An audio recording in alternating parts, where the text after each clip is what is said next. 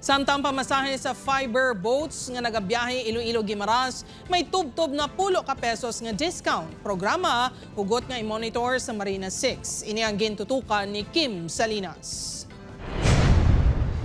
Umpisa sa buong adlaw, makabenepisyo sang tubtob 10 pesos nga discount ang mga pasahero nga nagabiyahe Iloilo-Guimaras kag vice versa. Halin sa 40 pesos nga pamasahe subong, 30 pesos na lang ang bayaran sang regular passengers. Halin sa 32 pesos, 24 pesos na lang ang bayaran sang discounted passengers. Ang subsidy program sang Maritime Industry Authority nga may 200 million pesos nga pondo nationwide ang magalawig tubtob Hunyo 7. Makitaan nga may tarpaulin sang temporary nga fare rate nga nakatapik sa Porola Wharf kag sa tagsa ka fiber boat. Para sa mga estudyante kag mga mamumugon nga adlaw-adlaw nga nakatabok, dako ini nga bulig. Sa fare everyday from Monday to Friday. Makatipid man eh.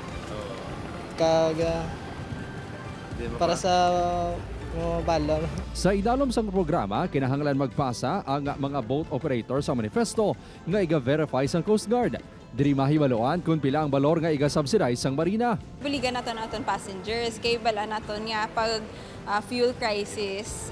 Grabe gid ang nabatsyag sa aton nga riding public sa increase sa fare rates nila tungod kay nagmahalang gasolina. At the same time, bulig man sa aton nga mga operators nga para ma-maintain man nila ang increase. May mga personnel nga i-deploy ang marina para i-monitor ang compliance sang boat operators.